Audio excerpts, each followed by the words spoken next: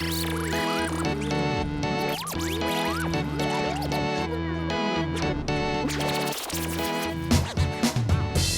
up, fans? It's KP, day 5 of the San Diego Comic-Con in San Diego, and we have finally made our way through the masses to Kane Hodder, better known as Jason, Friday the 13th in numbers 7 through 10. How does a guy get to be Jason? Well, I've been a stuntman for 33 years, and that background enables you to play bad guy characters, small parts, you know, because there's always a bad guy that has a line and then gets his ass kicked. So I was doing that a lot, and I just happened to work with the right person who wanted me to play Jason.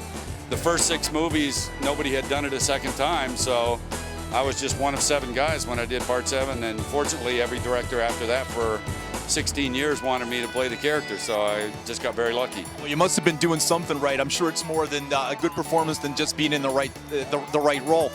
So how was it different being Jason in the first, in 7, as opposed to 10? Well, you know, 7, he was more of a zombie, a rotted corpse look, which is, by the way, my favorite makeup of all the ones I did. And, you know, Jason X ended up being in space, so I played 2 different versions of Jason. But I always tried to keep him consistent with how he moved and how he interacted with people, which is mostly killing him. And I think a lot of the horror fans really pick up on those nuances in a character. It's very hard to be scary when you can't use your face or your voice. And it's all in the way you stand. And what I was told is that I look more natural trying to be scary like that. And, you know, it didn't look like acting as much. And I tried to add a little life. Some of the guys just kind of stood there and kind of like even though it's supposed to be a zombie, too lifeless. So I tried to do the breathing thing and certain movements that I would do, and I guess it worked. All the big success that you had off of being Jason, what were you able to parlay that into after that? Thanks to Adam Green when he did Hatchet. Because I had played Jason, he wanted me to play the Victor Crowley character, a very similar type thing, although more animated. And thanks to Adam, he gave me the chance to play a second character in that movie that showed some emotion and some dialogue later on.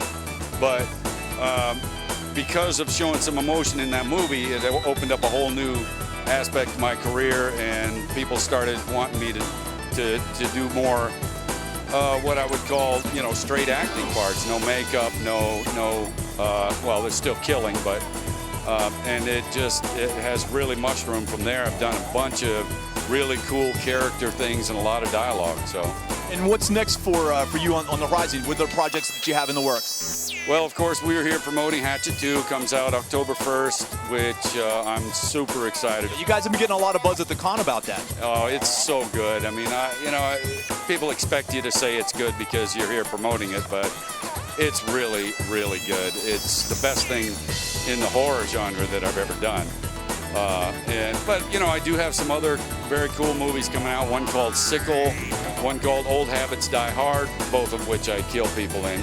And then I just did one called Exit 33, where I run a gas station in out of the way location and don't do very friendly things to people. So, recurring theme here. And let me just do this for you. I am stylin.